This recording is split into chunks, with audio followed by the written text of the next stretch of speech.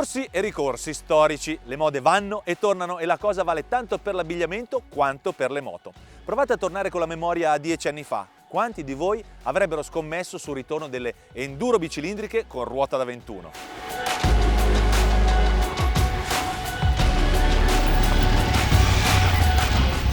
Eppure oggi sono loro al centro assoluto dell'attenzione, moto che promettono e spesso mantengono di farci vivere ogni giorno una piccola avventura e che amano sporcarsi di polvere e fango e che tutto sommato possiamo considerare l'apice sportivo di un segmento, quello delle maxi enduro, che ormai domina il mercato da un decennio. Per loro la scheda tecnica è quasi bloccata, le sospensioni devono avere grande escursione, la ruota anteriore non può essere meno di 21 pollici e poi ovviamente servono luce a terra, leggerezza e capacità di andare davvero in fuoristrada.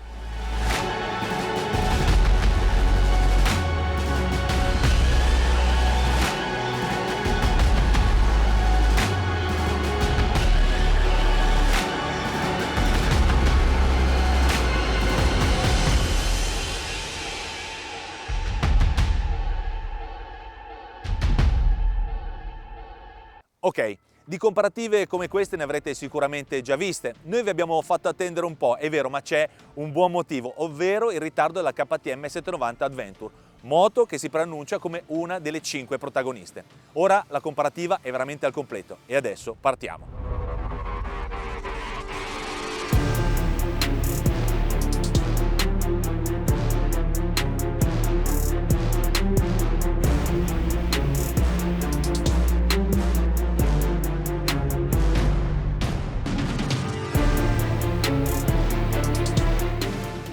Questa volta a farvi la premessa sulle gomme al posto di Stefano ci sono io. Perché? Beh, perché come ormai ben saprete in ogni comparativa di Red cerchiamo di mettere tutte le moto partecipanti sullo stesso piano dal punto di vista degli pneumatici. Questo perché montare gomme uguali per tutte consente di giudicare meglio le ciclistiche di ogni moto. In questo caso abbiamo scelto Continental con il suo TKC 70 radiale a 0 gradi con tecnologia bimescola al posteriore.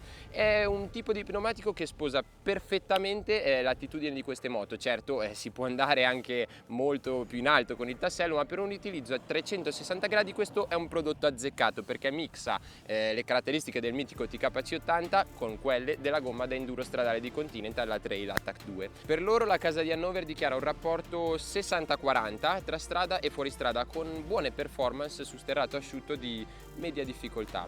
Certo, non è un tassellato, ma se nel vostro radar c'è, come abbiamo fatto noi, almeno tanto asfalto quanto sterrato, questa potrebbe essere la scelta giusta.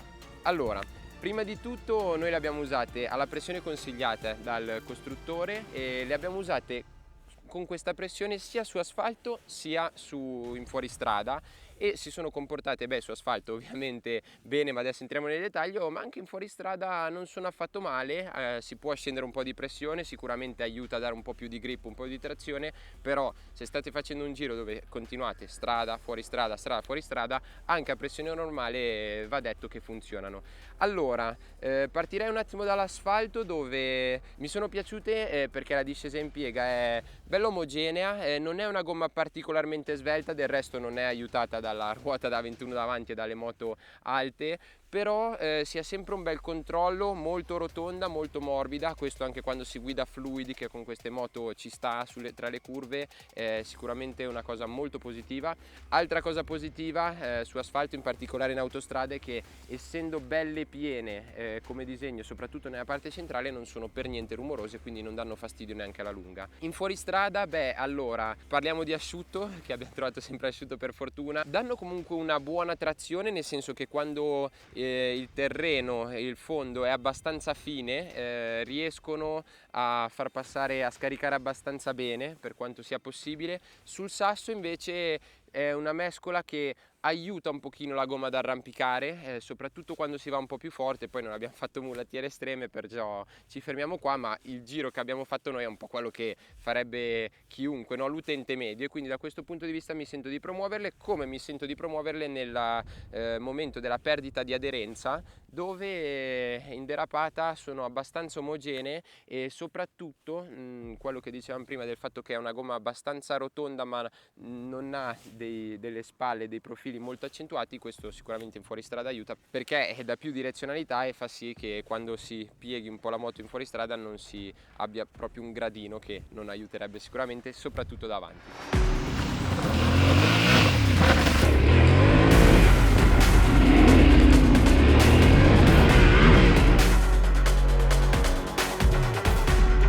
La capostipite di questa nuova ondata di moto adventuring, senza dubbio, è Yamaha Tenere 700 moto che da quando è arrivata ha stabilito parametri che tutti si sono trovati a inseguire. La chiave di lettura? Sicuramente la semplicità. Con Tenere Yamaha non si è fatta troppe menate, niente elettronica, acceleratore a cavo, essenzialità, leggerezza e super affidabilità. A darle vita c'è l'ormai super collaudato bicilindrico CP2 da 689 cm3 con fasatura a 270 gradi, capace di erogare 73,4 cavalli e 68 Nm di coppia. Sono i valori più bassi in comparativa, ma attenzione che anche la sorella World Raid partiva apparentemente in difetto nella comparativa dello scorso anno, guardatela qua, e poi invece le sorprese non sono mancate. Il prezzo 10.990 euro, super competitivo, ma adesso la concorrenza si è fatta molto ma molto agguerrita.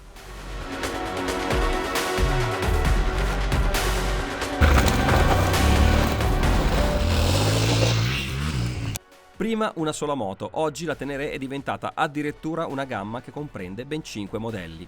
Solo con il modello 2023 sono arrivati l'ABS in modalità enduro, attivo quindi solo sull'asse anteriore, e un moderno display TFT da 5 pollici connesso ereditato dalla World Raid.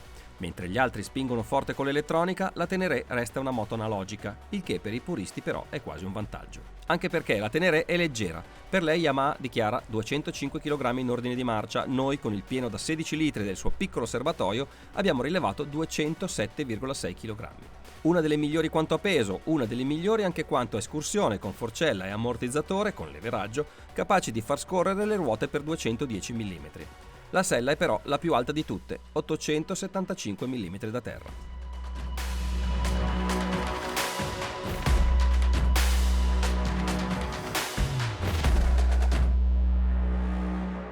Allora, la Tenere l'abbiamo messa per prima, però dai, se l'è meritato comunque perché da quando è uscita ha fatto innamorare o comunque riavvicinare tantissimi appassionati al mondo delle adventure, della ruota da 21. Nella sua semplicità ha conquistato veramente tanti cuori, semplicità che forse adesso comincia a pesare un po' di più, nel senso che tra le moto che abbiamo in comparativa, che abbiamo qui, è quella rimasta un po' più indietro, soprattutto dal punto di vista dell'elettronica e forse per certi versi anche della dotazione, però ci sono ancora alcuni componenti, alcune chicche che le fanno veramente far la voce grossa in mezzo al gruppo.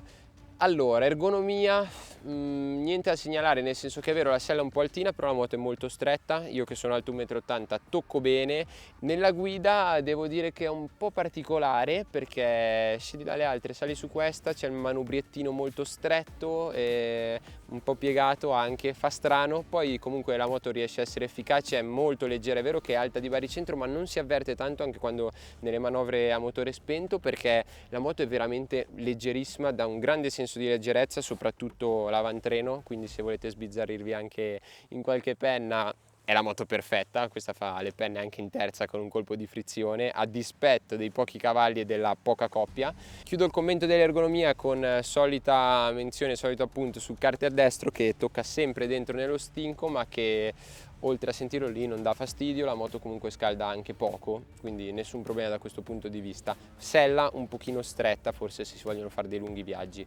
Per quella che è la guida su strada, allora, sembra più fuoristradistica a vederla, sicuramente in un certo senso lo è vista da tanti come la moto col 21, quindi su strada non va bene, e invece a me piace tantissimo. Non è rapida, non è molto rapida, poi essendo molto leggera a baricentro alto aiuta tantissimo, ma su strada tiene veramente tanto ed è semplice da guidare, nel senso che ti diverti senza problemi, e poi questo motore qua è veramente pazzesco, c'è un colpo di gas in seconda, esci dai tornanti senza problemi in terza, e soprattutto è molto elastico, con la sesta viaggi a 50 all'ora senza che sbatte la catena, senza che la moto tossisca. Prezzo da pagare è un po' di on-off, soprattutto quando i giri sono un po' più alti, si va a riprendere il gas in mano, il centro curva ti dà un po' la botta, però posso dire che con un motore così viscerale, anche così puro nel senso più stretto del termine, non è che mi dia così tanto fastidio. Protezione aerodinamica direi nella media delle nostre sfidanti, il cupolino non è enorme però non crea turbolenze.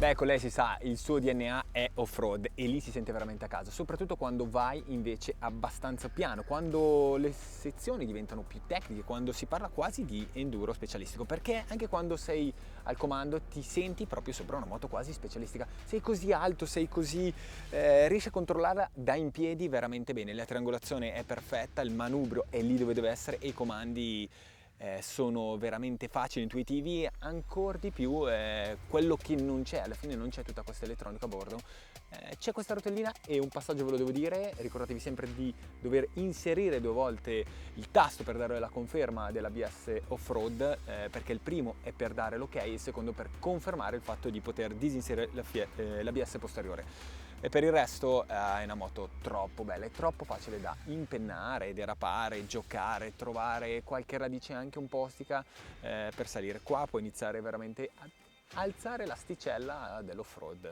Nasce per fare quello e ancora una volta dentro lì è super funny.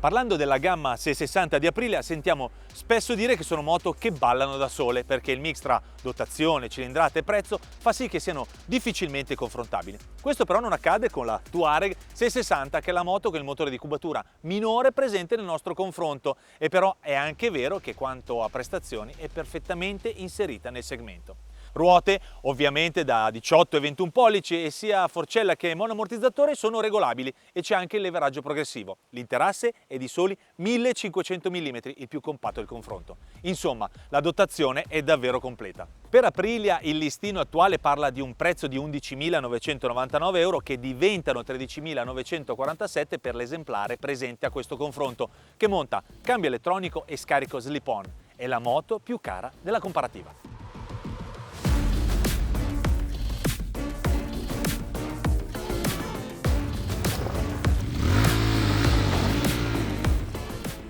Sono 80 i cavalli erogati dal suo bicilindrico in linea da 659 cm3 con fasatura 270 gradi. La coppia 70 Nm. Non siamo al top del segmento, vero, ma non sono nemmeno i valori più bassi. Aprilia però compensa con gli interessi sfoggiando una dotazione elettronica da prima della classe con ride by wire, 4 modalità di guida, controllo di trazione, ABS in versione off-road che si può anche disattivare totalmente. Anche la ciclistica non scherza affatto, è suo il record di escursione delle ruote, ben 240 mm, cosa che però non ha impedito alla Touareg di tenere la sella ad un'altezza ancora gestibile, 860 mm da terra. Il peso? Aprilia dichiara 187 kg a secco, alla nostra bilancia la Touareg 660 fa segnare con il suo serbatoio da 18 litri pieno di benzina 207,8 kg.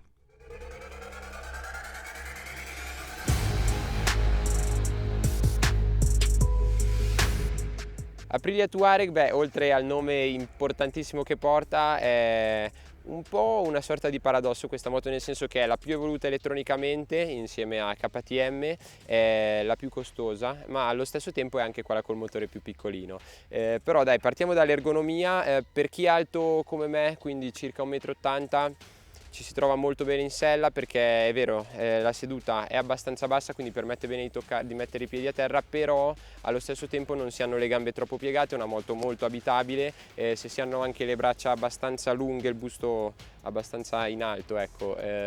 Si arriva bene al manubrio, che è un po' lontano, un filino alto rispetto alla sella, però ripeto, per chi è alto come me nessun problema, protegge bene dall'aria, crea un po' di turbolenza, però ci sta anche con i caschi, con la letta si sa che in autostrada non sono molto amichevoli, soprattutto il cupolino è bello largo rispetto anche agli altri e quindi protegge un po' di più le spalle. Qualche vibrazione in autostrada c'è, sulle pedane soprattutto, per quello che invece è la dinamica di guida, quando vai con questa moto, soprattutto quando vuoi divertirti tra le curve, si sente che è una Aprilia, c'è una ciclistica super, tutto a punto, ottimo bilanciamento dei pesi, è un po' seduta dietro la moto, però si può andare a regolare le sospensioni volendo, moto fino a velocità accettabili anche un po' oltre, è molto stabile, tiene molto bene la linea, è precisa e il baricentro alto invece l'aiuta a essere abbastanza rapida nei cambi di direzione, magari a scendere un po' più in piega in ingresso curva quando si vuole forzare un po' di più.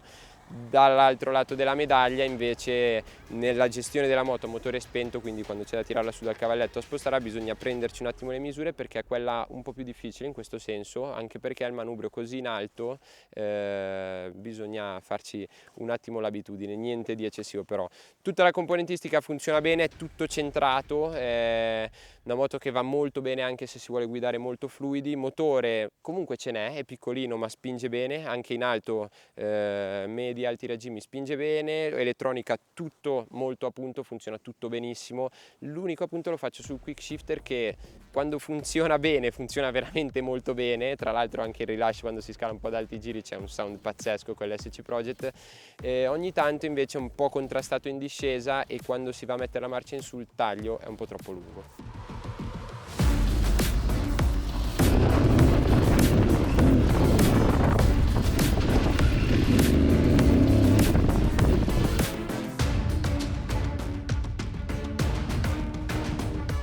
Aprilia Touareg Off-Road, direi bene, nel senso che in realtà è bilanciata bene per andare bene un pochino ovunque, sia quando si va veramente piano, sia quando iniziamo a forzare. Mi piace la posizione delle pedane e del manubrio, che quando siamo seduti invece in off-road è forse un filino alto, ma quando ti alzi in piedi, questa posizione così alta in realtà ti dà un ottimo compromesso di guida, riesci a caricare bene poi sulle sospensioni perché la forca lavora veramente bene, ha una taratura che sostiene e quindi ecco che inizi a forzare veramente quando si va più veloce. L'SC Project poi dà un sound che è veramente bene. Nota importante è sicuramente da un punto di vista elettronico, mappa individual secondo me, soprattutto quando si vuole spingere perché soltanto lì riesci a trovare il setting migliore per dare tutta l'erogazione al motore e al tempo stesso disabilitare completamente l'Aprilia Traction Control, che non è male tenerlo completamente in off in off-road. Per il resto un ottimo compromesso veramente per tutti.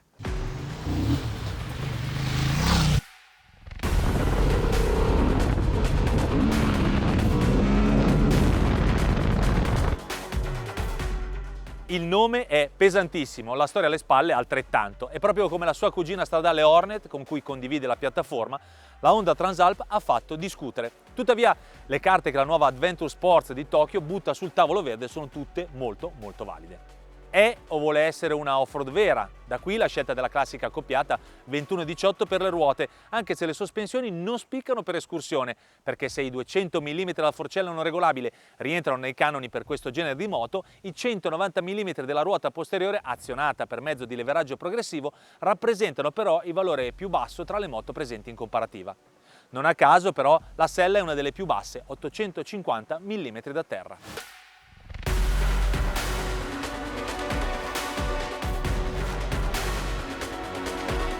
Il motore è un bicilindrico in linea con fasatura 270 gradi, scelta che accomuna ormai tutte le moto di questo confronto. I suoi 755 cm3 la piazzano esattamente nel mezzo del segmento, così come la coppia di 75 Nm. In compenso i suoi 92 cavalli la rendono una delle più potenti tra le moto presenti in comparativa. Ovviamente ben dotato a livello di elettronica, offre 5 riding mode gestiti dall'acceleratore elettronico. Il peso dichiarato da Honda è di 208 kg in ordine di marcia. Alla nostra bilancia, con il pieno di benzina, la Transalp 750 ha fatto assegnare 218,1 kg. Il prezzo? 10.690 euro, anche se di poco la Transalp è la moto più economica presente in comparativa. Una curiosità, è una delle moto con il serbatoio più piccolo, 16,9 litri.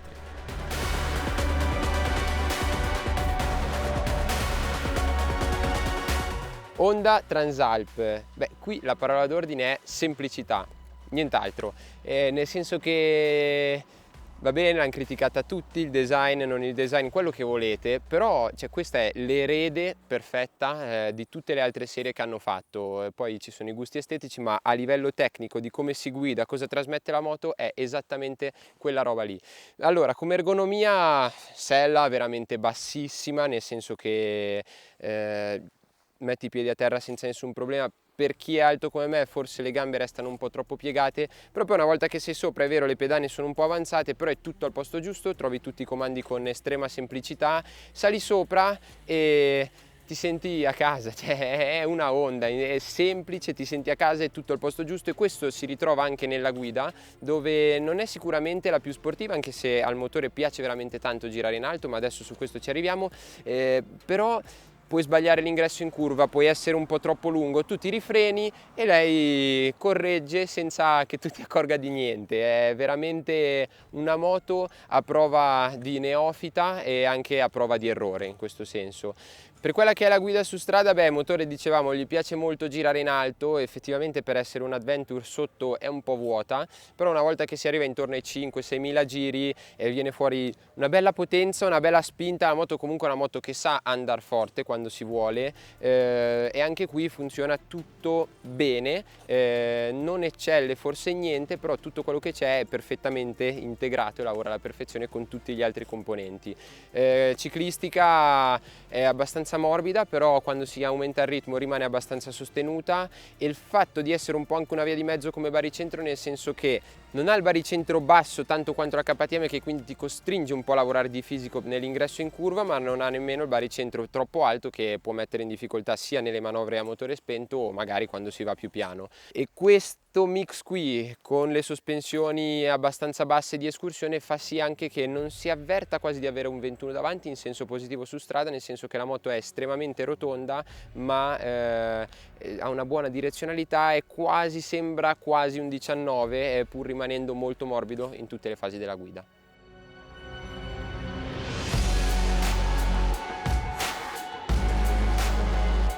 Come va in off-road? Beh, devo dire bene, davvero bene. Cioè, allora, con lei non è una stradalona, non è solo una stradalona, non è solo una moto dedicata a off-road, è sicuramente una giapponese. Quindi, perché vi dico una giapponese? Perché esattamente si comporta davvero giapponese. Se in off-road ci vai veramente piano è la moto perfetta. Se tu sei alle prime armi o se ci stai andando in strada e dici beh voglio fare questo sterratino, questa strada che mi porterà in spiaggia, beh questa moto è la moto ideale, che veramente a bassi regimi, a velocità bassissime ci vai in modo tranquillo e semplice, la triangolazione funziona. Se invece vuoi andarci un po' più forte, beh la sospensione affonda un po' troppo, diciamo che le altezze non sono quelle giuste, si fa un po' più fatica, cambia ed entra il carattere giapponese allora se invece inizi a forzare veramente. Quando ho spinto ho scoperto una nuova Honda Transalp, è soltanto lì che inizia a venire fuori il carattere da off-road, devi stare quasi sempre sopra i 6.000 giri, è lì che allora tutta la componentistica e la ciclistica ti segue bene, i freni ottimi, la frizione comunque modulabile a cavo, non ha mai allungato la sua corsa, super bene.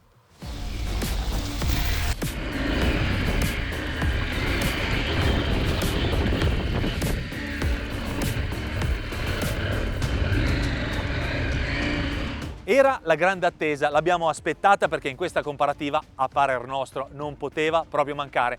Ma nel frattempo l'abbiamo anche già provata in solitaria qualche settimana fa. Anche qua sopra trovate il link.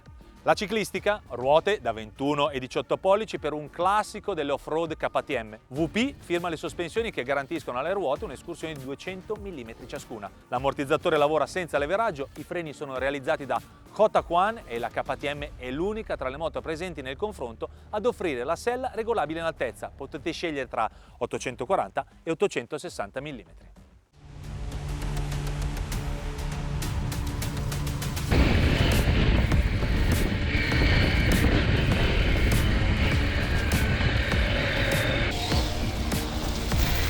La KTM 790 Adventure rilancia pesantemente il marchio di Matigofen nel segmento delle moto Adventuring Entry Level, partendo da un prezzo che non è mai stato così competitivo per questo modello, 10.990 euro. Per questo motivo rinuncia alle regolazioni della sua forcella, ma non alla spinta di un motore che si è già difeso alla grandissima, spesso vincendo, in tutte le altre comparative in cui l'abbiamo schierato. Sì, parliamo ancora del bicilindrico LC8C, che in questa configurazione da 799 cm3 stabilisce il primato dei valori di potenza e coppia in questo confronto, con 95 cavalli e 87 Nm. La 790 Adventure è annunciata per 199 kg a secco. Alla nostra bilancia, con 20 litri di benzina a riempire uno dei serbatoi più grandi del confronto, ha fatto segnare 214,4 kg.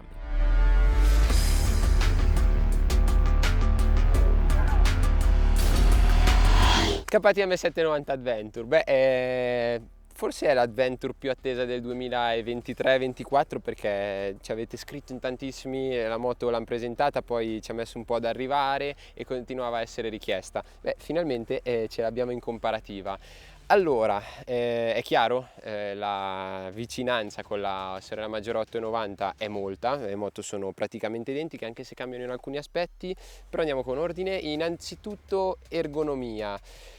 Allora, è un po' strana, nel senso che scendi dalle altre, sali su questa e sembra tutto sbagliato, poi fai 3 km e dici però funziona molto molto molto bene, manubrio un po' più stretto, per chi è alto le gambe restano molto piegate, con la sella in posizione alta migliora sicuramente, però una volta che ti abitui, ci prendi un attimo le misure, è tutto al posto giusto, trovi tutto subito e poi classico KTM, c'è i comandi, funzionano tutti molto bene, c'è una grande intuitività in tutto, su strada nella guida viene fuori sicuramente l'animo sportivo, il motore è LC8C, è vero, è 790, quindi quello un po' più piccolo, 799 cm3 per l'esattezza, rispetto all'890 però è un bel cannone, nel senso c'è questo quick shifter che quando butti dentro le marce innesto bello secco e ti dà un bel colpo, è molto molto sportiva come carattere, molto sportiva anche come guida, perché è quella dove devi usare anche un po' più il fisico per inserirla in curva, serbatoi che vanno in basso, baricentro molto basso, quindi moto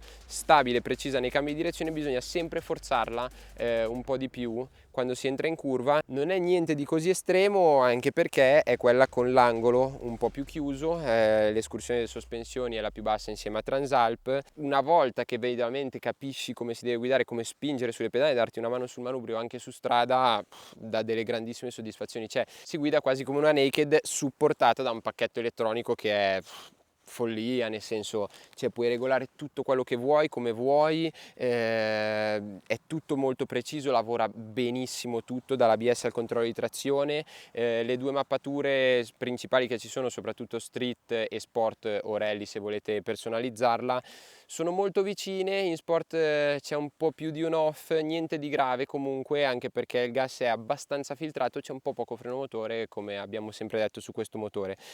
Oltre ad essere molto sportiva però è anche abbastanza comoda, perché se la posizione non è tra le più comode, ci sono un po' di vibrazioni e un pochino di calore anche se non è eccessivo, questo cupolino qui protegge veramente tanto bene, soprattutto la testa, poche turbolenze, si è molto molto riparati.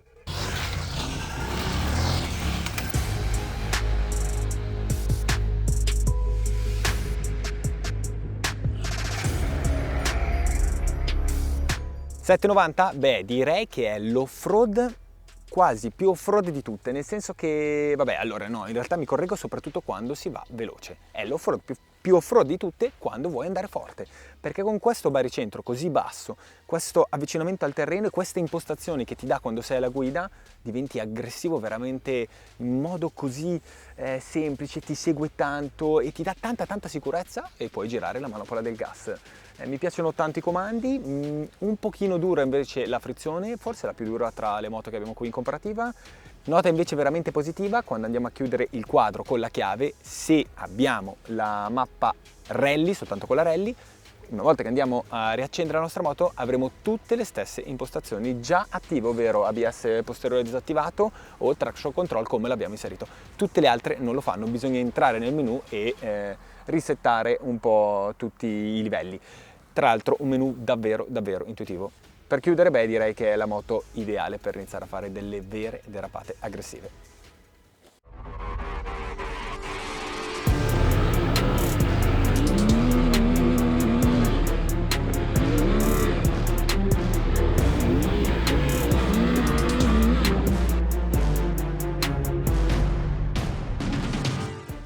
nuovo arrivo atteso da tempo. Finalmente Suzuki è tornata a fare la voce grossa tra le moto di media cilindrata grazie alla nuova piattaforma basata sul bicilindrico in linea da 776 cm3 per 84 cavalli e 78 Nm di coppia. Valori che insieme a una ciclistica davvero a punto sono stati sufficienti alla cugina stradale GSX 8S per vincere la nostra comparativa delle Naked Entry. Guardatela qua. In compenso le sospensioni fanno sul serio, sono infatti quelle con la maggiore escursione dopo Aprilia con ben 220 mm sia per forcella sia per ruota posteriore. Forcella e monoammortizzatore sono entrambi regolabili e c'è anche il leveraggio progressivo.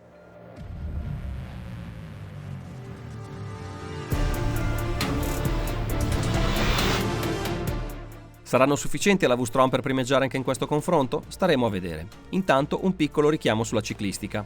La V-Strom è l'unica a non utilizzare la ruota posteriore da 18 pollici, fermandosi al più stradale, tra virgolette, cerchio da 17. Anche per questo motivo la sella è tra le più basse, 855 mm da terra. Proprio come la GSX 8S, anche la V-Strom non ha nel peso il suo punto di forza. Suzuki dichiara per lei 230 kg in ordine di marcia. Noi con il pieno di benzina abbiamo rilevato 231,8 kg. Da segnalare che con i suoi 20 litri la V-Strom insieme a KTM è la moto con il serbatoio più grande presente al confronto.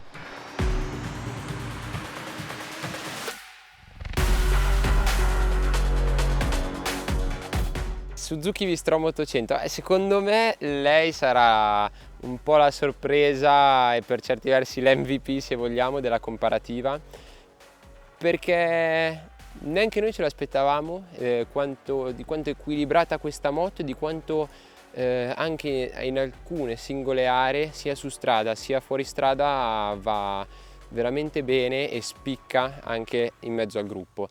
Allora, a livello di ergonomia niente di particolare da segnalare, la sella è abbastanza bassa, un po' larghina e le pedane si trovano un po' in mezzo quando si vanno a mettere i piedi a terra, però oltre a questo si è su comodi, il manubrio è molto largo e offre una grandissima leva, niente problemi a tirarla su dal cavalletto laterale, nelle manovre a motore spento. A livello di comfort molto confortevole, come sempre ergonomia per chi è alto 1,80 m come me o anche un pochino di più, e anche chi è più basso ovviamente. Devo segnalare un pochino di vibrazioni soprattutto a regime autostradale, soprattutto sulla pedana di destra dove passa lo scarico e purtroppo la protezione aerodinamica, che con il cupolino standard è inesistente praticamente, o comunque molto bassa. Per quella che è la guida su strada, a colpire sicuramente è il motore, perché il ride by wire però è quasi come un acceleratore a cavo, c'è un pochino di on-off ma non dà particolarmente fastidio, e come corposità, come erogazione, come distribuzione della coppia è molto vicino all'LC8C, che secondo me nel segmento è il riferimento. Dinamica di guida, una moto molto precisa, molto rigorosa, molto stabile, che sa essere anche abbastanza rapida nei cambi di direzione, anche se non brilla rispetto ad altre concorrenti. Pacchetto elettronico molto semplice ma funziona bene, mappe sono abbastanza diverse tra di loro e anche l'ABS lavora bene quando viene messo sotto stress.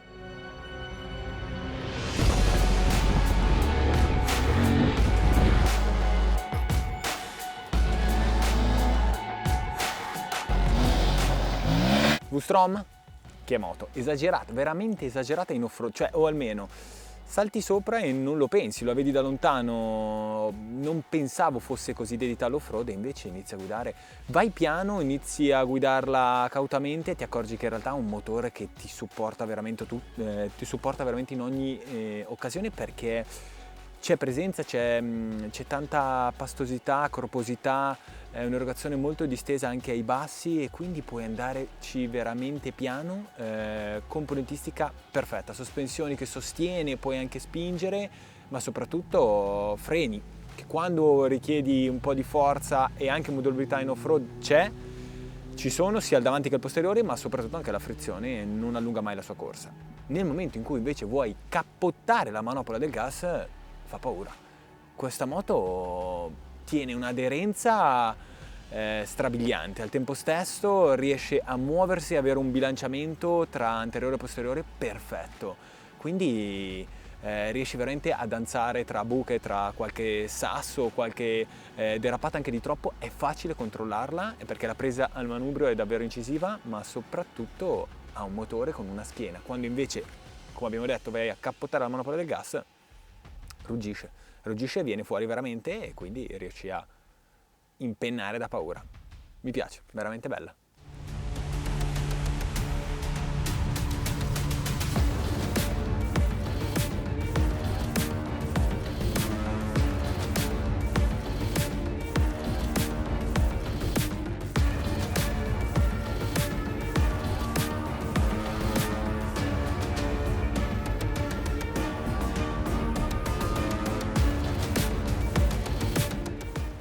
Dopo aver guidato 2 giorni tra autostrade, curve, tornanti e tanto bel fuoristrada, è il momento di andare in studio. Passo la parola al direttore Stefano Cordara e a Federico Faccioni, che con i nostri punteggi e le nostre classifiche personali vi diranno esattamente com'è andata e soprattutto chi ha vinto. Ci vediamo alla prossima comparativa. Ciao!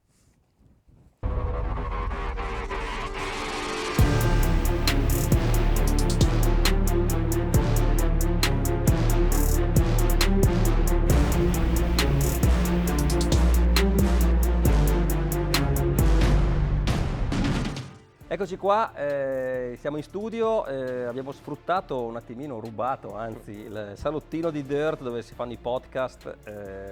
Del resto perché? Più che altro perché le moto sono tutte tornate a casa e siamo in periodo vacanziero, quindi hanno dovuto rientrare alle proprie sedi, ma anche perché, se vogliamo, queste moto qua sono il perfetto link tra i due mondi, di Red e di Dirt. Dirt è l'altra testata che abbiamo creato 1 anno e mezzo fa più o meno, in cui anche Federico è un po' il link tra le due testate perché lo trovate sia di qua sia di là, che parla solo ed esclusivamente di off-road fino all'adventuring, quindi alle moto tassellate. Quindi queste moto, no?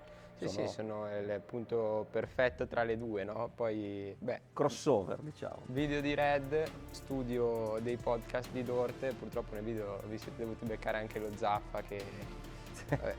Vabbè, Zaffa che è Simone Zaffaroni è, diciamo, l'inventore di Dirt, diciamola così, perché è venuto lui a proporci questa idea. Io intanto rendo lo studio un po' mio. Vai. Facciamo così, tac, nel frattempo che lavoriamo allo studio di Red, quando arriverà il salottino di Red. Però andiamo subito al nocciolo della questione. Comparativa. C'è qua Federico, Marco è in vacanza pure lui insieme alle moto, quindi faccio io un po' l'anchorman in questo giro. Moto che, diciamo, crossover tra i due mondi. Posso fare una cosa? Facciamo un esperimento sociale. Quanti siamo di iscritti su Red? Quasi 80.000. Quasi 80.000. Se il 10% di voi si iscrive al canale di Dirt su YouTube, arrivano a 10.000 molto rapidamente. Vediamo se, dai, questa sarebbe una bella cosa. No? Questo sì. Dai, se vi piace il fuoristrada e anche questo tipo di moto, state vedendo il video, potete iscrivere anche di là, perché anche di là, Get Dirt, si parla di Max Enduro. Max Enduro, assolutamente. Sempre sì. e solo tassellate, sempre e Solo solo in fuoristrada. off-road. Il resto poi lo affrontiamo qua su Red, giusto? Vediamo in quanti si iscrivono, dai. Facciamo sta prova. Allora, Federico, sei stato uno dei protagonisti di questa comparativa. Devo dire che noi volevamo farla molto prima di adesso, ma... Secondo me è valsa la pena aspettare. Primo perché il risultato finale lo conferma, ma ci arriviamo probabilmente. E perché non avere la KTM 790 sarebbe stato un peccato, sia perché a me mi hanno scritto veramente tantissime persone nei mesi scorsi, sia quando ho provato l'890, sia quando sono andato alla presentazione dell'SMT, che trovate tutte e due sul canale le prove, per chiedere di questa moto qua, che era super attesa. Non si poteva non fare. Adesso le abbiamo messe dentro tutte. Non tutte. voglio vedere un messaggio sotto nei commenti. Ma non avete messo questa, non avete messo quella, perché le abbiamo messe tutte. Abbiamo aspettato apposta la KTM, che è arrivata molto tardi sul mercato e quindi anche a disposizione per noi per fare le prove. Sì. Però secondo noi, insomma, ci stava, l'abbiamo voluto Ci stava aspettare perché allora è una moto super interessante per il prezzo, no?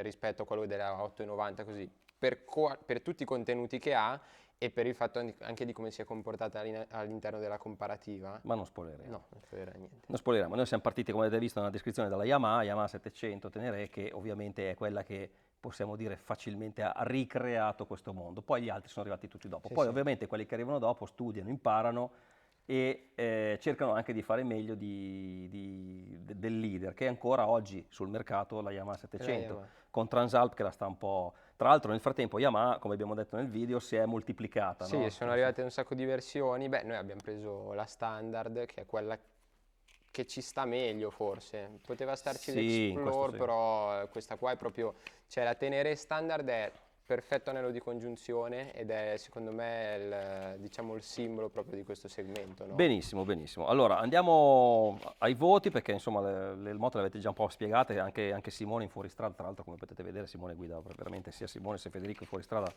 abbastanza male. Allora, come al solito, riassumiamo per chi non avesse seguito le nostre comparative. Votiamo in trentesimi, dai 18 ai 30, teniamo conto di tutto. Tutto vuol dire posizione di guida, vibrazioni, calore, cruscotti, dotazione. In Anche questo cose che fai fatica a ricordarti, tipo la facilità di utilizzo dei facilità di cavalletti. utilizzo del cavalletto, sollevamento della moto del cavalletto, perché tutto fa un Sì, po', sì, no. compone la matrice. E in più teniamo conto del prezzo, non del prezzo base, ma del prezzo della moto che abbiamo in comparativa, perché poi qualcuno ce la manda un po' chittata, un po' con Certo, l'elettronica, fa la differenza anche sul fa la risultato differenza anche questo. sul risultato, siccome le nostre comparative finiscono sempre al photo finish, tutto conta. Quindi quando andate a vedere le votazioni, mi raccomando, guardate i punteggi che prendono le varie moto nelle varie aree e capite perché una ha preso più punti Sì, dell'altra. sì, sì. Ci piace fare così perché non è, come dire va, ha vinto questa, ha vinto quella, ma spiegare anche il No, è perché. più oggettivo e scientifico possibile, no? Perfetto.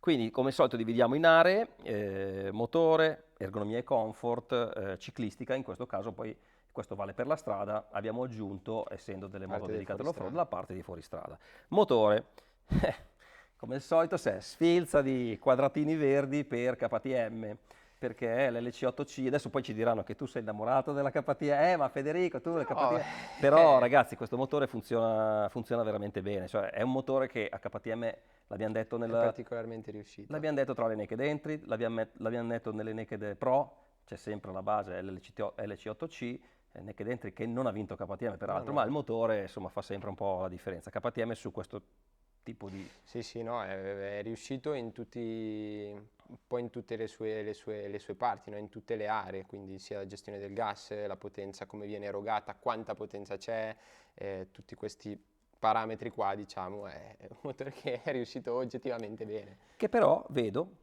punti alti, io ripeto in comparativa non c'ero perché ero io in vacanza quella settimana lì, Suzuki insomma a ridosso, piattaforma, allora qui parliamo di piattaforme perché Aprilia, Honda, KTM, Suzuki, Yamaha, tutte queste moto sono figlie del concetto della Sì, piattaforma, sì, quindi sono motore e telaio condivisi con altri modelli. esatto. È chiaro che la piattaforma è una coperta corta, perché puoi fare una moto che va meglio da una parte, peggio dall'altra, insomma, eccetera, eccetera. Però vedo che Suzuki, che si era ben comportata nelle Naked, qui prende dei bei pallini verdi anche lei.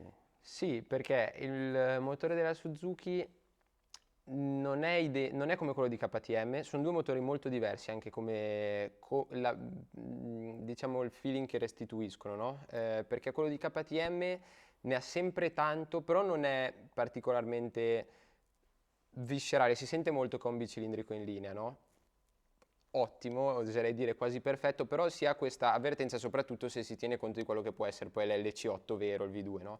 Invece su un Suzuki ha proprio un carattere tutto suo, è un motore non particolarmente filtrato nonostante la presenza del ride by wire, quindi un po' di on-off ad esempio rispetto a KTM c'è, è un po' più ruvido se vogliamo, un'erogazione meno elettrica, però c'è una bella sostanza, è molto corposo, soprattutto poi su moto di questo tipo dove i bassi è difficile trovarli, bisogna proprio avere la moto giusta, tra virgolette, il motore giusto, chiaramente poi in quel caso si fa perdere da altre parti, però ai medi è molto corposo e quando arriva agli alti dà proprio l'impressione di un motore fatto per una maxi enduro, quindi non spinge particolarmente tanto agli alti, però ci arriva abbastanza in fretta con un bel tiro sempre, no? Ci ricordiamo che quando parlammo della Naked, quello che mancava un po' alla Naked era la spinta agli alti, che qua però non ti manca in effetti, perché la No, Maxi Enduro deve avere il non colpo ci arrivi, sotto. non ha senso. La Maxi Enduro deve avere quello che noi chiamiamo cioè il colpo in canna, appena tocchi Sì, il sì, gas ti sì. piace averla lì anche Sì. perché in fuoristrada poi. Aiuta tanto, sì no, è un bel tocco di gas e questo aiuta tanto. Faccio una premessa sulla Suzuki perché mi ricordo quando l'avevo provata non ero rimasto così tanto colpito quanto in questa comparativa, ma perché io in primis, ma penso un po' tutti in realtà, è stata una moto che si è quasi sbagliato a confrontarla, no? Arriva la Suzuki 800 per questioni di peso, grandezza della moto e tutto, è sempre un po' confrontata anche rispetto magari ad altre, no? La Tenere sempre, ma anche rispetto a quella che è la KTM 890, perché no 890 Adventure R, e invece il suo mondo è questo qui, e qui dentro, all'interno di questo, tra le sfidanti, viene fuori molto anche il motore di questa moto. Motore, allora, giusto per fare un po' un riassunto, no? Aprilia 80 cavalli, Honda 92, KTM 95, Suzuki, non mi ricordo neanche più, 86 mi sembra, con un po' di copia, e Yamaha 73. 74. Però Yamaha ha sempre avuto quella cosa che è appunto quello che diciamo il colpo in canna, no? Tant'è vero che se andiamo a vedere i dati della potenza, Yamaha prende più punti di Aprilia che ha più cavalli, perché il motore Aprilia non ha avuto tanti puntini verdi, è il più piccolo di cilindrata. Sì, è molto... l'Aprilia è un pacchetto elettronico molto raffinato. Tant'è vero che i controlli elettronici ha preso a pari metro con KTM il punteggio più alto. Esatto, ha un'elettronica molto raffinata, un ride-by-wire che seppur con un po' di on-off è molto ben centrato, c'è un bel rumore di scarico, è coinvolgente, però è molto elettronica, come motore e si sente che è un po' tra virgolette strozzato, no? È una moto nuova. Mentre a Yamaha non so ancora, cioè il gas a cavo è proprio una moto cruda, e questa cosa qui è sicuramente uno svantaggio sotto tantissimi fronti, perché è una moto che ha poco allungo, è una moto che ha rispetto alle altre molto on-off, che ha meno potenza di tutte, però ha sto tocco del gas sotto che, cioè, me personalmente, ma un po' tutti quelli che fanno fuoristrada è stata apprezzata ed è ancora molto apprezzata. Ci arriviamo al questo. fuoristrada, ci arriviamo. Ci arriviamo, ma perché ha proprio questo tocco di gas, no? Cioè, esatto. È quasi una monocilindrica, no?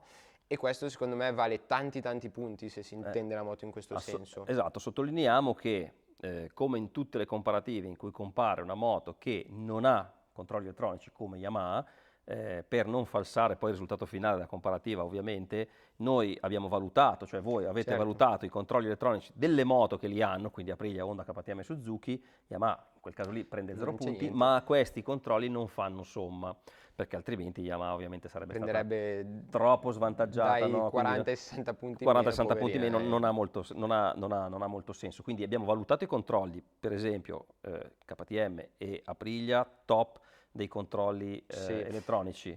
Yamaha appunto, però nella somma globale della valutazione, perché non li abbiamo conteggiati, così come il quick shifter, perché il quick shifter Yamaha volendo ce l'ha solo in salita, ma quella nostra non ce l'aveva, quindi non sarebbe sensato valutare una cosa che non c'è. Honda galleggia, diciamo, ha una buona frizione, punti mediamente alti, ma non eccelle praticamente in niente da quello che vedo dal punto di vista del motore. Del motore sicuramente viene fuori, è un po' tutto il ragionamento di questa moto, no? Nel senso, forse poi ne parliamo dopo della moto nel complesso, però un po' tutto il ragionamento della moto. La frizione prende tanti punti perché provate, ve ne capita una sotto mano, prendete col mignolo, la tirate e...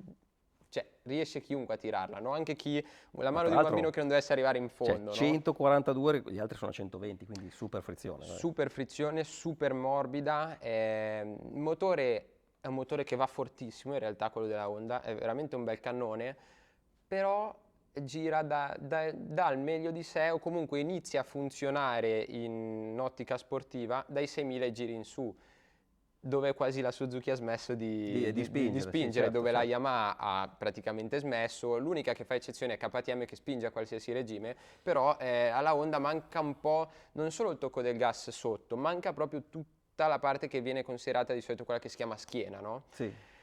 Che su strada si avverte un po' meno, poi su fuoristrada ci arriviamo, però anche su strada parliamo di moto piccoline, comunque c'hanno dei motori piccoli, no? Perciò avere un po' più di sotto... È un po' il concetto che dicevamo prima, no? La piattaforma. Quando si fa questo tipo di ragionamento è un chiaro ragionamento che punta all'ottimizzazione dei componenti. Suzuki probabilmente ha fatto una piattaforma partendo dall'enduro, è quello che mi viene da pensare, anche se poi la GSX 8S si è comportata bene, ma comunque tutti avevamo segnalato che mancava di spinta agli alti, eccetera, eccetera. Honda probabilmente è partita dalla Hornet, e da lì poi è venuta fuori la Transat, no? Cioè, questo è un ragionamento che facciamo noi, non siamo dentro nel reparto progettisti, però viene da pensare che chiaramente Suzuki per esempio però ha una differenza, perché anche Honda hanno lo scarico differente le due moto e lo scarico cambia un po' il carattere del motore, no? Sì, però se il discorso è quello, se la coperta corta come dicevi te prima, si vede che in Suzuki hanno tirato più dalla parte dell'Adventure e probabilmente non dalla parte della Naked o comunque Che della peraltro strada. poi si è comportata benissimo. Per chiudere il motore, ritornando a parlare dell'elettronica, ecco, Honda la vedo un po' più, come dire, mi sembra un po' più in difficoltà. Allora, secondo me il pacchetto elettronico della Honda è un bel pacchetto, funziona mediamente bene ed è perfettamente rapportato al prezzo di queste moto, alla tipologia di moto. È il contrario quasi, nel senso Peccato che che è quello sono di gli altri Aprilia che- e Honda che sono di Aprilia, scusa, KTM. KTM che sono veramente, cioè dei pacchetti elettronici. Sembra quasi un paradosso, ma da superbike, perché è veramente molto precise, dove magari una è un po' meglio, l'altra recupera di là, sono molto vicine in questo senso, e Honda è penalizzata soprattutto, non tanto dall'ABS ad esempio che funziona molto bene, quanto dal controllo di trazione, che funziona bene, è anche questo in linea col carattere della moto, quindi di moto molto semplice, no? Perché quando entra ti salva sicuramente, però come funziona su quasi tutte le Honda. Prendi un DOS, un tombino a Ci gas mette un po' a spalancato, ridare. devi richiudere e riaprire o aspettare Stessa cosa tanto che, tempo. se vi ricordate, se ci avete seguito nella comparativa delle Naked Pro, abbiamo detto della Triumph Street Triple che taglia ma non ridà, ci mette un po' a ridare. Esatto. Beh, comunque, diciamo, abbiamo sviscerato un po' l'argomento motore elettronica, cambio, quick shifter, vedo ottimo KTM, ottimo Suzuki che non era bellissimo sulla GSX 8S. Mi ricordo che quando abbiamo fatto quella comparativa lì tu mi hai detto, guarda, io ho provato però quello dell'Enduro, andava benissimo. Probabilmente il leveraggio è un po' diverso, la Posizione anche dei piedi, posizione non dei so. piedi, lo stivalone. Quello della Suzuki è buono, molto buono, non è sportivissimo perché ad esempio ogni tanto il taglio è un po' più lungo, però è molto centrato, molto più di Honda che invece è un filo più lento, un Aprilia ha filo più preso, vedo tranquillo. anche... Purtroppo quello di Aprilia, il quick shifter di Aprilia, quando funziona, funziona molto bene e molte volte però fa un po' fatica a funzionare. Non è preciso, Non so diciamo. perché, so che ho provato esemplari nuovi, dal primo che avevo provato ai tempi, ma anche di Tuono 660, di RS, in realtà sono tutti uguali. Dai primi modelli agli ultimi che ho provato è migliorato e non so adesso, noi avevamo una moto con 20.000 Sì, km. era la prima delle prime presentazioni. Ecco, quindi probabilmente è anche dettato da quello. Voluto, Aprilia ci ha dato una moto con tanti chilometri, come dire, vi diamo una moto tanto chilometrata per far vedere che la moto comunque funziona sempre. Per questo è perfetta, no? Anche gli assemblaggi era tutto insieme. Cioè, quindi diciamo di solito abbiamo moto con qualche migliaio di chilometri, 20.000 non è così usuale, è una moto che ha fatto un po' di strada. E quindi vabbè, cioè, insomma, vediamo su dove c'è lavorare magari il quick shifter, ecco, diciamola così. Ergonomia e comfort, cioè andiamo velocemente, anche qui Suzuki dicevamo prende un sacco di punti buoni, direi quasi insospettabile perché la vedi, è una moto che sembra un po' più grande delle altre. Perché è quasi lo è, nel senso se la gioca molto con Aprilia, quando Yamaha è più o meno come ingombri in altezza è molto vicina, anzi la cella è anche più alta in realtà, però è una motina stretta, è molto più fuoristradistica come concezione da questo punto di vista. Le altre due invece, Aprilia e Suzuki, sono molto vicine, la Honda sella molto più bassa. E KTM vi dicevate tutti strano. Come Ma tutte le KTM fa KTM, sempre le cose strane. cioè come tutte in realtà quelle con le LC8C, Sì. no? Come dovrei averlo già detto, in realtà scendi dalle altre, sali sulla KTM e dici qua è tutto sbagliato, non c'è niente di giusto. Fai 3 km e dici però funziona tutto e alla fine ti trovi bene. Quindi in realtà è un po' diversa, è una questione di abitudine, è meno classica e soprattutto magari chi è un po' più alto come posso essere io, Simone, è lì c'hai le ginocchia un po' più in gola, quando sei in piedi la sella le pedane sono abbastanza alte, Questo KTM, questo stiamo parlando, KTM sì. sì. Mentre, e poi sono tutte cose che in realtà fai l'abitudine e quando guidi non ti danno più fastidio dopo. E quello che invece non succede su Suzuki e Aprilia, soprattutto su Suzuki che è proprio molto centrata tra tutte quelle che può abbiamo essere qua. che la stessa cosa, appunto, parliamo sempre della piattaforma, no? La GSX 8S nelle Naked era quella un po' più moto, un po' più Sì, grande. più abitabile. Più abitabile. E qui quello che vedo è che la V-Strom probabilmente È come sì. se fosse una taglia e mezza in più, Sì, sì. cioè una mezza taglia più grande, ecco, diciamola così. Quindi probabilmente per quelli più alti, come te, come Simone, è più gradevole, più Sì, accettata. soprattutto posizione delle gambe, poi bel manubrio largo, il giusto, quello di Aprilia, anche quello molto bello largo, però la sella è più bassa e ce l'hai sempre un po' più in alto quando sei seduto, è un po' una sensazione Quindi diversa. la triangolazione, diciamo, vi Quella di piace. Suzuki è molto molto buona. Invece punti a vantaggio fortissimi e che sono cose molto sensibili in questo momento perché tutti ce le chiedono nei commenti, così, trasmissione del calore, Yamaha top, da quello che vedo nei punteggi, Aprilia da lavorare, vibrazione, trasmissione del calore dove ha Sì, perso diciamo un po' di anche punti. in questo caso Aprilia e Suzuki sono abbastanza vicine, anche se Aprilia fa un po' peggio dal punto di vista sia delle vibrazioni sia della trasmissione del calore, perché Aprilia, ma un po' come era successo anche nella comparativa vecchia del 2021 delle Sì. Naked, era successo con la Tuono 660, è un motore che scaldicchia Scaldicchia e vibra un po'. Sì. e vibra un po'. Sì, sì, sì. Soprattutto sul calore rispetto a moto grandi che magari abbiamo provato anche recentemente, stiamo parlando veramente di una cosa totalmente diversa. In questo caso il calore Aprilia ha preso dei punti bassi perché rispetto alle altre scalda molto di più. Però non è che sia proprio sta fornace che non ci si può andare in giro, è importante secondo me No, sottolineare beh, questa chiaro, cosa. comunque calore. E dove Honda mi sembra che debba migliorare, facilità utilizzo funzioni menu, perché tutti mi avete un po' riportato che insomma navigare nel menu del cruscotto della Honda non è la cosa più semplice del mondo né più intuitiva. Quindi, Allora, secondo me cioè, per chi dopo diventa la propria moto, no? Che ci passa si sul tanto abitua, tempo, che- ci si abitua a tutto come succede sempre.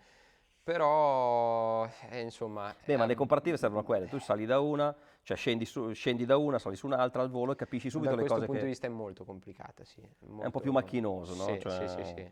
Infatti, e invece Suzuki anche lì prende punti poi. Dove però Honda prende tanti punti, Protezione aerodinamica. protezione aerodinamica, ma anche secondo me prende tanti punti in ottica diciamo a 360 gradi per il pubblico, è sulla sella perché è veramente bassissima. C'è una cosa che magari a me non fa impazzire perché per me è troppo bassa, ma tocca anche veramente un bambino quasi su quella moto, è molto molto bassa. Molto bassa, infatti è una delle più basse che c'è nel confronto. Moto che forse nasce un po' allora, diciamo, è una vera Transalp. Sì, La no, no, no, Transalp è la alla fine la Transalp non eh. eccedeva in niente, ma andava No, bene no. un po' in tutto, gente che ci ha fatto il giro del mondo, Sì, 600.000 è km, 100% una quindi Transalp. diciamo che la Transalp in quello è giusto, è una delle migliori protezioni aerodinamiche per viaggiare, mentre Suzuki lì deve migliorare alla grandissima, oppure montatevi il parabrezza diciamo aggiuntivo perché Sì. veramente protegge poco, è quella dove ha perso più punti in Sì, assoluto, mentre KTM insomma fa un po' bene tutto. E Yamaha resta molto molto focalizzata più sul fuoristrada, Sì. tant'è che adesso noi andiamo a affrontare molto rapidamente la parte della ciclistica dove Honda per esempio freno anteriore, freno posteriore misto stretto prende dei bei punti, Aprilia vedo che alla fine non primeggia, ha punti mediamente alti un po' dappertutto senza mai spiccare, Sì, no? certo. E Suzuki invece stabilità, feeling di guida, forcella, insomma È molto centrata, sì. Suzuki molto molto centrata, angolo di sterzata, Honda gira come un Honda- carro della spesa, il cioè, manubrio della Honda gira veramente a 90 gradi, è impressionante. e quindi se andiamo a È riassumere una molto parte... vicina anche a Aprilia però. Sì, ma infatti hanno preso il punteggio alto tutte e due, guarda, quindi 140 e 140, quindi vuol dire le due sono migliori quelli per Sì, fare sì, l'inversione di marcia, e noi ne facciamo tante quando facciamo le comparative avanti e indietro, scendi, sali, eccetera, eccetera. Quindi andiamo a riassumere che sulla strada, perché quindi splittiamo i punteggi, no? Sulla strada chi prende il punteggio più alto è Suzuki, 3257, seguita a ruotissima quasi, 3193 da KTM, poi 3156 Honda, quindi non male, rimangono un pochino più attardate ma a 3 punti di distanza l'una dall'altra, 3135, 3132 Yamaha e Aprilia. Cosa vuole dire? Che probabilmente sono le due più orientate alla guida off-road. Sicuramente. E infatti, se andiamo a vedere la tabella guida off-road, magari senza, anche lì abbiamo esploso la guida off-road, quindi gestione, ergonomia della guida in piedi, gestione della perdita di aderenza del posteriore, quindi uno che fa off-road capisce cosa vuol dire una moto che parte brusca o O la una che gestisci è bene. aperte un po' di più. Trazione, ABS off-road, perché abbiamo valutato l'ABS non togliendolo ma lasciandolo sull'asse anteriore. Sì. Scusa, Dipende, ci sono moto che Che lo possono permettono togliere per oppure fortuna no. di toglierlo da entrambi gli assi, altre che invece no. Freno anteriore, quindi abbiamo rigiudicato il freno anteriore e il freno posteriore, tant'è che chi prende magari un punteggio alto su strada col freno anteriore non lo prende in fuoristrada. Esatto. E guidato stretto, guidato veloce, e Yamaha, pam, salta subito in testa alla classifica perché è la più piccola, è la più leggera, è quasi un 4,5 un po' allargato per andarsi a fare un po' l'enduro vero, no? Quasi. Cioè la differenza grande di Yamaha, oltre al motore di cui abbiamo parlato prima, quel tocco del gas è insostituibile, è anche il fatto che poi quando le abbiamo pesate è quella che ha meno peso sull'asse anteriore, no? Davanti la Yamaha è la Esatto. più leggera. E non è Questa solo una era- questione di andare a fare gli zarri, a fare le penne, tra l'altro una Tra moto che l'altro, fai le sì. penne con una mano sola veramente, è una questione anche di quanto ci si sente al sicuro e di quanto poi è effettivamente svelta la moto a schivare ostacoli, a saltare sopra roba in fuoristrada, che è molto importante. Anche sicura, anche È sicurezza. molto sicura. La Yamaha da questo punto di vista è molto sicura ed è quella che richiede il minor impegno fisico nel guidarla in fuoristrada. È chiaro che, allora, a proposito di coperta corta, queste moto qua, che sono un po', come abbiamo detto prima, il trade union tra i due mondi di Get Dirt, dove siamo seduti adesso a fare il talk, e Red, possono viaggiare, possono andare su strada, possono andare molto bene in fuoristrada, devono fare un po' bene tutto. È chiaro che trovare quello che fa perfettamente tutto È impossibile, è ma quasi impossibile. perché sono due cose completamente diverse. E infatti, tant'è vero che Yamaha, che insomma era un po' più indietro su strada, e poi spicca in fuoristrada, si capisce che probabilmente poi magari la War Raid, che ha il serbatoio più grande, che è un po' più le sospensioni diverse, eccetera, eccetera, magari anche su strada diventa un po' più una viaggiatrice, Sì, no? sì, sicuro. Perché queste qua, queste sono moto, adesso noi le abbiamo provate in un modo, diciamo, 50-50, facendo un po' di strada, un po' Sì, di fuoristrada, senza passeggero, poi però si può portare cioè, è stata una scelta di farle così. Abbiamo montato delle gomme metà e metà, anzi 60-40, più Sì. asfalto che volutamente, perché poi la gente ci fa tanta strada Sì, e poi... mediamente uno fa molta più strada e molto meno fuoristrada, Eh. però quando capita magari... E infatti, come diciamo, appunto, 1123 punti Yamaha in fuoristrada, seguita a ruotissima 1101 da Aprilia, un pochino più indietro e comunque buona Suzuki, e qui per me è una bella sorpresa. Poi KTM appena dietro, ma i punti sono molto vicini, e poi alla fine Honda. Cosa vediamo? Che Honda probabilmente che è quella che con la protezione aerodinamica, con la... Sì, è più... Honda è stata penalizzata tanto in fuoristrada, o meglio, penalizzata tanto, è stata un po', è una moto particolare in fuoristrada, perché poi quando Perché riesci vedo a che la inquadrarla- posizione ergonomia guida in piedi, per esempio, è quella che prende meno punti. Sì, perché è un po' come sull'Africa Twin, ha le pedane abbastanza avanzate, è quella dove ti senti che dici, questa moto qua però non è stata pensata per fare questo, o comunque non è stata pensata per fare soprattutto questo.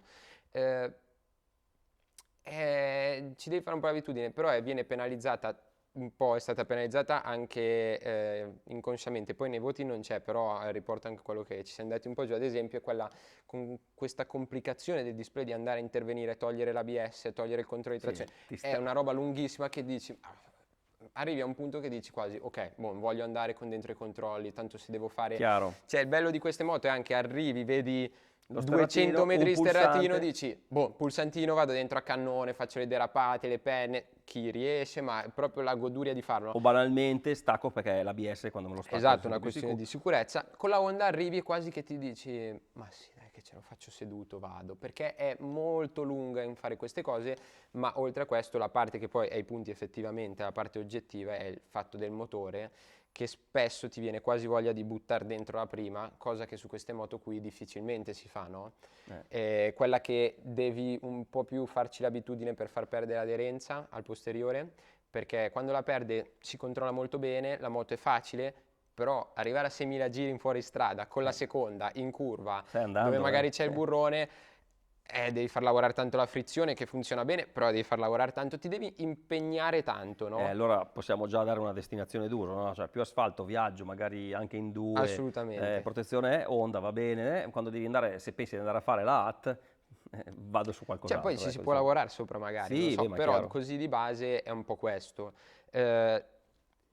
KTM, vorrei spendere due parole su KTM perché quando ho provato io la 890, che è non identica ma molto vicina a 790, Sì. ho detto che fuori strada è una gran moto, viene confermato, non è che sia arrivata dietro tra virgolette perché Sì, ma non lo sia, per il semplice motivo che la 790 con la forcella non regolabile, un po' più morbida, e soprattutto le altre fanno un gran bel mestiere, in particolare Suzuki con una bella forcella e una bella posizione di guida, si usa bene, è un bel motore, e Aprilia, cioè da qualche parte doveva venire fuori un po' sta roba, c'ha 240 mm di escursione anche, cioè quella lì è quella più fuoristradistica di tutte, se vogliamo. teniamo No? presente che stiamo parlando di punteggi alti, mediamente alti Sì, per sì, tutte sì. le moto, quindi non è che quando facciamo la prova singola poi dopo la moto diventa uno schifo. È chiaro che facendo le comparative vengono anche fuori Sì, anche aspetti anche che non ci si accorge quasi, no? No, oppure te ne accorgi, però quando le metti a confronto con le altre, ovviamente c'è qualcuna che fa meglio, Sì, qualcuna sì. che fa peggio, cioè non è che...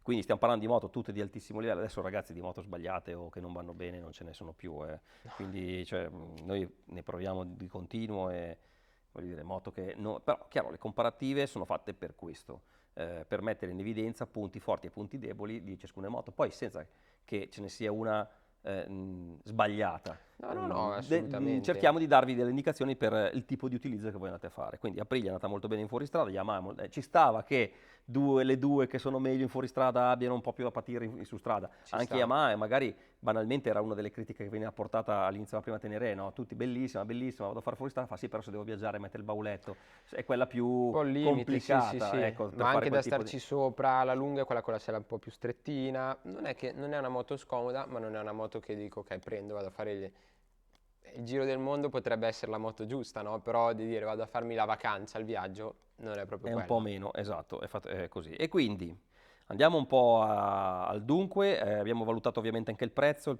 vengono assegnati i punti al prezzo in relazione, in proporzione a quanto le moto costano di più, quindi la più economica.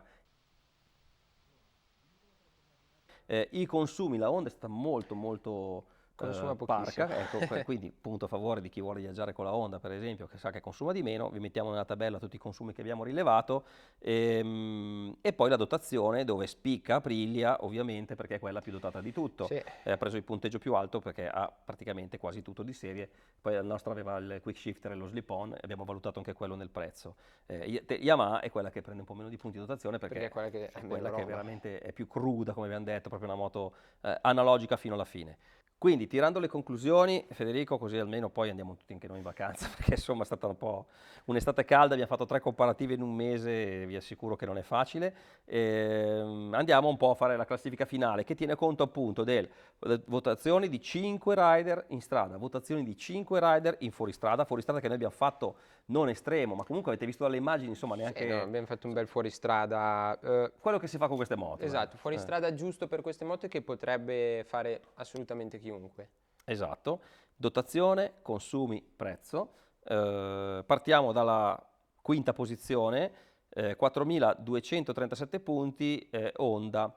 Come abbiamo detto prima, Honda è una Transalp. È la Transalp, sì. Diciamo, va bene mediamente dappertutto, magari in fuoristrada meno orientata al fuoristrada o comunque, diciamola così, orientata a un fuoristrada turistico. Sì, Mi è una faccio il moto giro, arrivo alla molto- baita, sì, come sì. faceva la Transalp originale.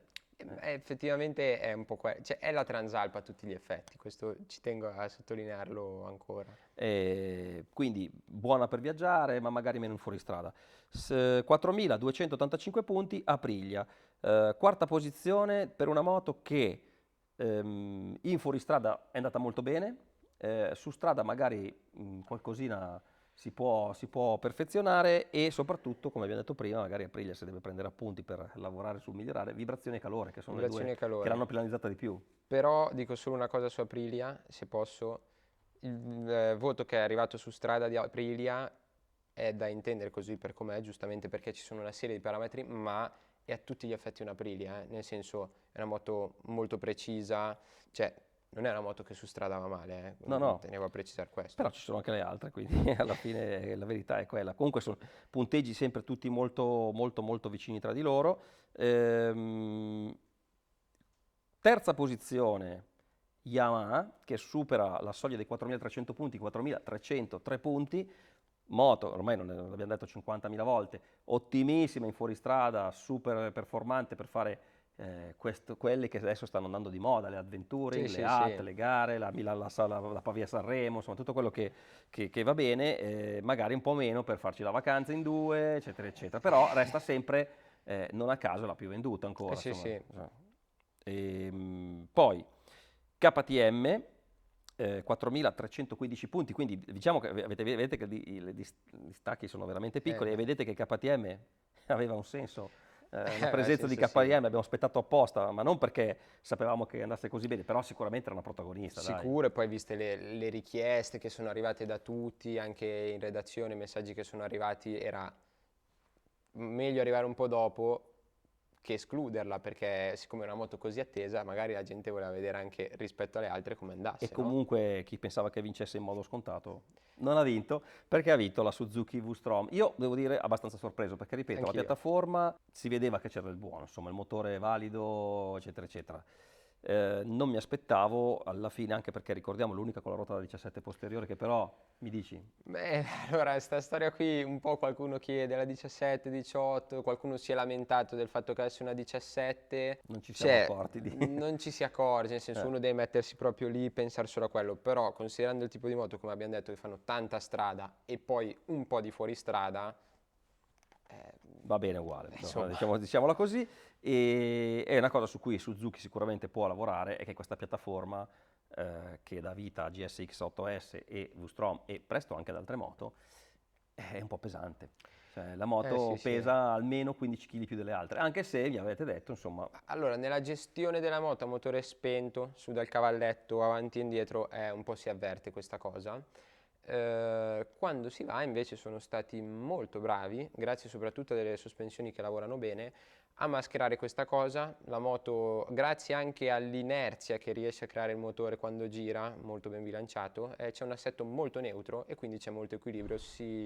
Baricentro un po' alto aiuta anche a renderla svelta nonostante il peso, quindi molto centrata, ecco. e quindi 4.396 punti. Io direi che possiamo andare in vacanza innanzitutto, Sì. possiamo chiudere qui, diciamo brava Suzuki perché insomma era un po' che l'aspettavamo, sono anni e anni e anni che non ne usciva una Suzuki degna di nota No, nuova. esatto, sono rimasto stupito Eh. anch'io.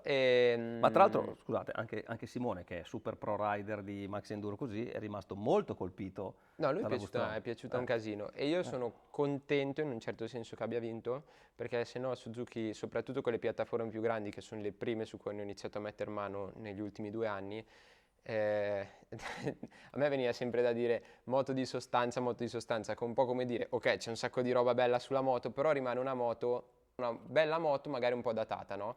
E invece adesso sono arrivate delle moto, in questo caso è arrivata la 800DE, che funziona buona, bene. cioè Quindi, una moto che è capace di lottare e di vincere, in questo caso una comparativa, quindi assolutamente bene. perfetto, quindi io direi che possiamo chiudere qui e poi ci rivediamo a settembre con altri servizi. Adesso durante agosto qualcosa uscirà ancora, quindi continuate a seguirci.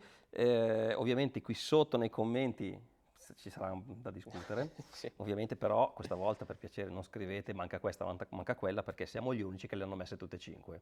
Quindi andate a scrivere dalle altre parti che manca una, manca l'altra perché sto giro le abbiamo messe tutte. Però voglio dire una cosa, quando noi selezioniamo le moto da mettere nelle comparative non è che lo facciamo così diciamo a caso. Quelle che magari non selezioniamo sono figlie di una discussione che noi facciamo con la casa o comunque, non discussione nel senso che litighiamo, Vabbè. cioè ci confrontiamo con le aziende per capire se la moto ha senso o essere messa oppure no, oppure sono state protagoniste di altre comparative, quindi cioè, non è che le escludiamo perché ci danno fastidio, eccetera, E anche eccetera. molte volte Tant'è non che ha qui, senso qua, anche. esatto, tant'è che qui proprio abbiamo voluto aspettare una delle protagoniste e che si è rivelata alla fine una delle protagoniste. Quindi chiudiamola qui, sotto nei commenti possiamo discutere di tutto quello che volete, cerchiamo di rispondere anche dalla spiaggia, vero?